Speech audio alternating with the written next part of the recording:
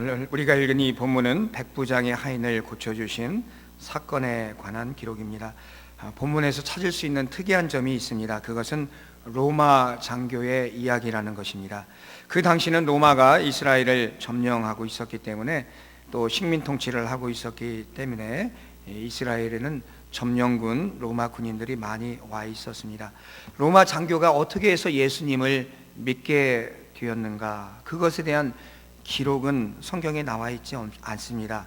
그렇지만 그는 예수님을 믿는 이방인, 다시 말하면 로마 사람 중에 한 사람이었습니다.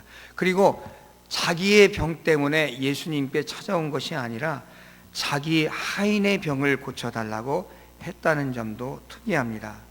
로마 장교들은 유대인을, 피정복민인 유대인을 종으로 삼거나 로마에서 데려온 전쟁 포로들을 종으로 부렸습니다. 그 종을 위해 상전이 찾아와서 그저 아프면 그냥 내쫓거나 죽여버릴 수 있는 그런 권세가 있었는데, 그리고 그 당시 종은, 노예는 인권이 없었는데, 그 종을 위해서 상전이 예수님께 찾아와서 아쉬운 말을 했다는 것입니다.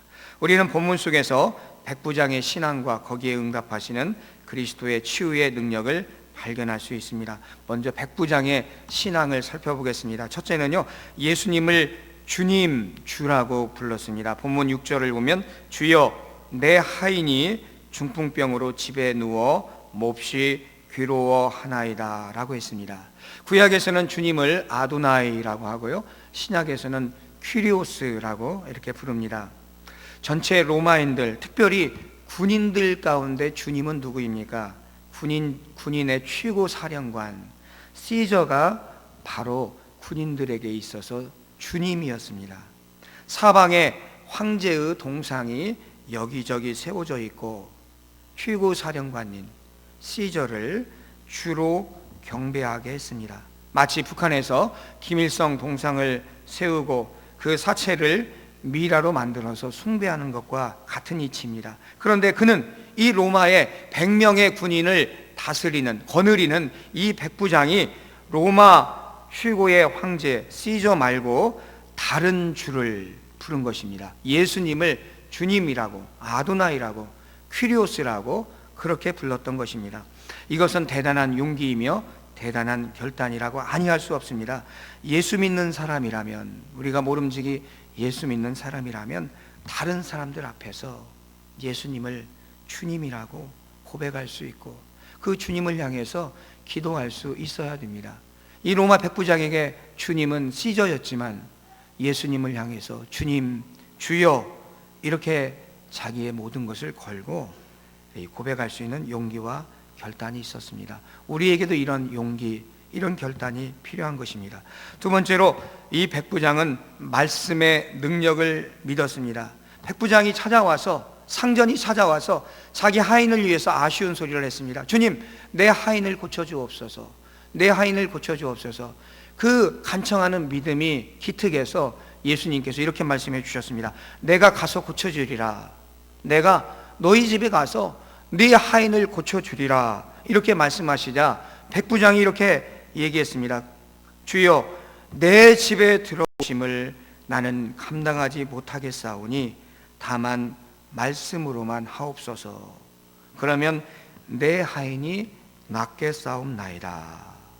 내 집에 들어오시는 것을, 누추한 내 집에 들어오는 것을 나는 감당하지 못하겠사오니 여기서 말씀만 하십시오. 그러면 멀리 있는, 내 집에 있는 내 하인이 여기서 주님께서 말씀해 주셔도 낫겠습니다. 라는 그런 고백인 것입니다.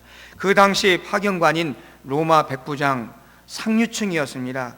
집안에는 온갖 이 문화시설이 갖추어져 있었습니다. 그러니까 그가 예수님께서 오시는 것을 감당하지 못하겠다는 것은 집이 초라하다든지, 집이 가난하다든지, 좋은 가구나 좋은 소파나 대접할 음식이 없어서 결코 감당하지 못하겠다는 뜻이 아니었습니다. 위대하신 주님이 만왕의 왕이시고 만주의 주가 되시고 메시아 되시고 하나님의 아들 되시는 그 주님께서 초라한 자신의 집에 오심이 너무나 송구스럽고 너무나 황송하다는 그런 뜻입니다. 자기를 낮추고 주님을 높이려는 그의 겸손한 마음이 이 한마디 속에 드러나 있는 것입니다. 일반적인 논리대로라면 예수님께서 그 집에 가셔야 중풍병을 앓고 있는 하인을 고칠 수 있습니다. 예수님께서 병자 가까이에서 고쳐주지 않았습니까? 어떤 때는 말씀으로 고쳐주시고 어떤 때는 안수함으로 고쳐주시고 병자 가까이에서 고쳐주셨습니다. 그런데 그는 예수님이 자기 집에 오시는 것을 정중히 거절하고 있습니다. 그것은 더 깊이 살펴보면 이 백부장의 신앙 때문이었습니다. 그의 신앙이 얼마나 순수한가를 우리가 읽은 본문 9절이 설명해 주고 있습니다. 나도 군인이기 때문에 남의 수하에 있는 사람이요 내 아래에도 군사가 있으니 이더러 가라 하면 갈 것이요 저더러 오라 하면 오고 내 종더러 이것을 하라 하면 하나이다. 이 말은 수고스럽게 저희 집에 올 필요가 없습니다. 여기서 말씀 한마디면 제 하인이 낫게 될 줄로 믿습니다.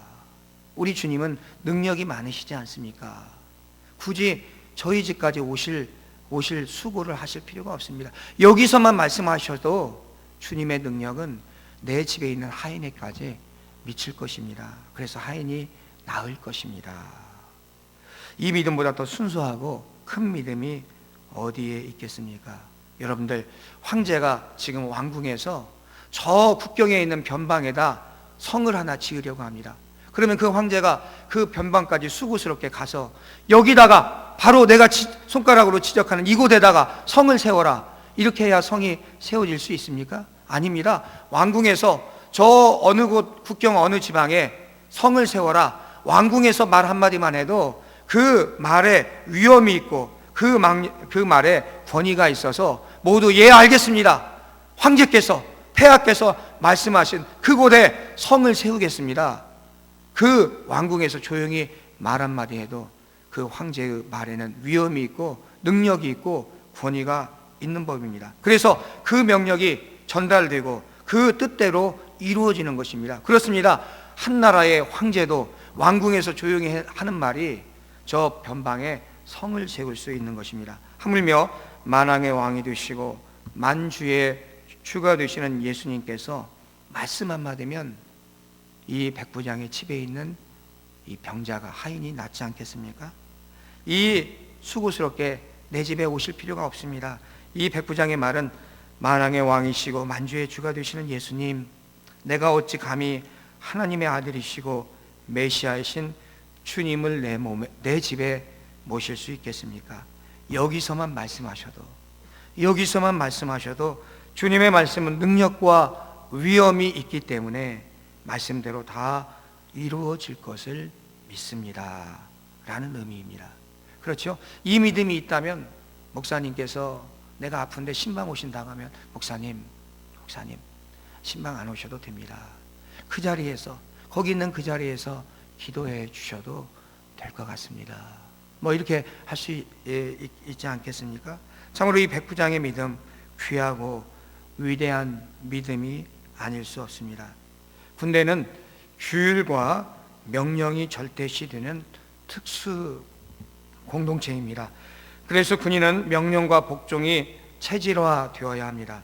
큰 교회에는, 우리 교회에는 현역 장성들이나 퇴역 장성들이 없는데, 큰 교회에 수천 명 혹은 수만 명 모이는 그런 큰 교회에는 현역 장교들이나 현역 장성들, 그리고 예비역 장교나 장성들이 있는데, 그들의 신앙, 그들의 교회 생활은 한결같이 순종하고 한결같이 복종하는 자세로 일관한다고 합니다.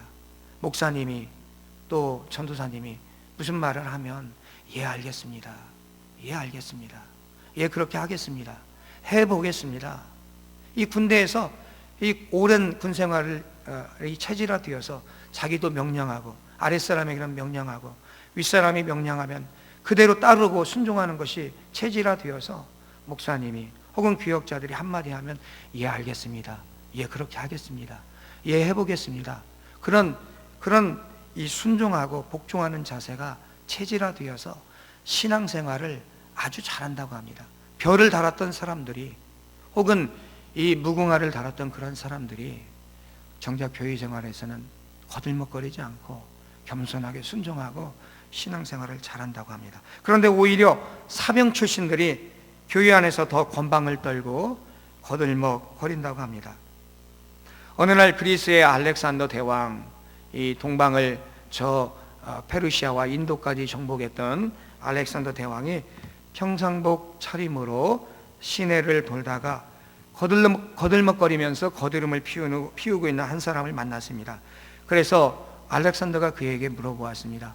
보아하니 군인 같은데 대위이십니까? 대위이십니까? 그러니까 이 거들먹거리는 사람이 아니 그 위! 이렇게 얘기했습니다. 그러면 대령이십니까? 아니 좀 더 위! 그러면 소장이십니까? 조금 더! 그러니까 알렉산더가 그 거들먹거리는 사람에게 물어봤습니다. 그러면 중장이시군요. 별 3개이시군요. 그자야 만족스럽게 그렇소 라고 이렇게 대답을 했다는 것입니다. 그리고 나서 이 거들먹거리는 이 별 3개 중장이 남루한 옷차림에 알렉산더 대왕을 훑어보더니 물어보았습니다. 보아하니 당신도 군인 같은데 계급이 대위인가? 자기보다 낮은 것 같아서 반말을 하면서 당신 대위인가? 그러니까 좀 더 위! 이렇게 얘기했습니다. 그러면 대령인가? 그보다 위! 딱 그보다 위! 그러니까 그러면 소장인가? 좀 더 위! 소장 위는 뭡니까? 충장 아닙니까?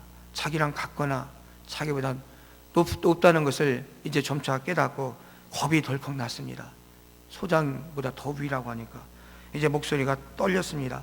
그럼 중장이십니까? 좀 더 위! 그러니까 털컥 주저앉으면서 이제는 자기보다 높은 거 아닙니까? 그러면 대장이십니까? 조금 더! 대장보다 더 높은 게 어디 있습니까? 최고사령관 알렉산더 대왕 아닙니까? 땅바닥에 코를 박고 엎드리면서 폐하 나를 살려주시옵소서, 내가 죽을 죄를 졌습니다 라고 사죄를 구했다는 일화가 전해 내려오고 있습니다. 백부장은 예수님을 만왕의 왕으로, 만주의 주로, 또 대장으로 인정하고 명령만 기다리는 진정 충성된 군인이었습니다. 중세의 성자 그리스도를 본받아라는 책, 여러분들도 한두 번씩 읽어보셨죠? 그 책을 쓴 중세 독일의 성자인 토마스 아켄피스라는 사람은 이런 얘기를 한 적이 있습니다. 하나님을 섬기는 겸손한 농부가 교만한 철학자보다 위대하다. 하나님을 섬기는 겸손한 농부가 교만한 철학자보다 위대하다. 그렇습니다. 겸손한 믿음의 성도들을 하나님께서 기뻐하십니다.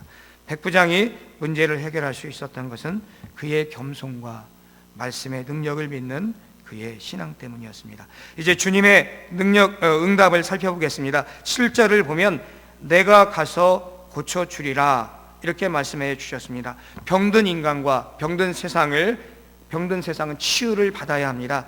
치유하실 수 있는 분은 오직 예수 그리스도 한 분이십니다. 우리가 주목할 것은 주님께서 가서 고쳐주시겠다는 것입니다. 주님은 가서 고쳐주시겠다고 하고, 백부장은 계신 곳에서 말씀만 하셔서, 주님께서 서 계신 곳에서 말씀만 하셔도 내 하인이 낫겠다고, 치유를 받을 수 있을 것이라고 그렇게 이야기했습니다. 주님의 몸은 그곳 서 계신 곳, 그곳에 계셨지만 이미 치유의 능력은 백부장의 병든 하인에게 가 있었던 것입니다. 기독교는 가서 고쳐주는 동적인 종교입니다. 만일 기독교가 산속으로 들어가면 재구실을 못합니다. 불교는 산속에 있어야 되지만 기독교는 사람들이 있는 이 주택가에 시내 한복판에 있어야 되는 것입니다. 그런데 요즘은 이 절이 시내로 내려와서 문제가 되고 있는 것입니다. 기독교는 가서 고쳐주는 동적인 종교입니다. 주님은 가서 고쳐주기 위해서 하늘에서 이 땅으로 내려오셨습니다. 그리고 공적 활동을 버리셨던 3년 동안 예수님께서 사생활이 아니라 공생의 3년을 활동하시는 동안 갈릴리에서 또 가버나움에서 가이사랴에서 벳세다 등에서 동서남북을 다니시며 복음을 전하시고 병자들을 치료해 주셨습니다. 우리가 믿는 주님은 우리의 영혼도 고쳐주십니다. 우리의 육신도 치료해 주십니다. 우리의 상한 마음도 고쳐주십니다. 우리의 역사도 고쳐주시고 우리의 환경도, 우리의 교육도, 우리의 문화도 치유하십니다. 외과는 외과만 치료합니다. 내과는 내과만 치료합니다. 안과는 눈만 치료합니다. 치과는 이만 치료합니다. 치과 의사가 다른 곳을 고쳐줄 수 없습니다. 정신과는 정신만 다루고 신경외과는 신경계통만 치료합니다. 그러나 예수님의 치료는 모든 것을 다 치료해 주시는 전인적인 치료입니다. 우리의 영혼도 고쳐주시고 우리의 마음도 고쳐주시고 우리의 육신도 치료해 주시고 우리의 역사도, 우리의 환경도, 우리의 가정도, 우리의 교회도, 우리의 자녀들도, 우리의 모든 것을 다 치료해 주시는 전인적 치료입니다.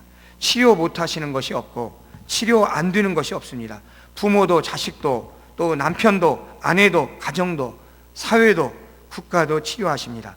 영혼도 육신도 조건도 치료하십니다. 주님은 2000년 전에도 우리를 고쳐주시고 우리의 영혼도 고쳐주셨고 지금도 여전히 고쳐주십니다. 미국에서도 고쳐주시고 또 서울에서도 광명에서도 고쳐주십니다. 노인들도 고쳐주시는가 하면 어린아이들도 고치십니다. 인종과 계층과 연령과 국가의 차별이 없습니다.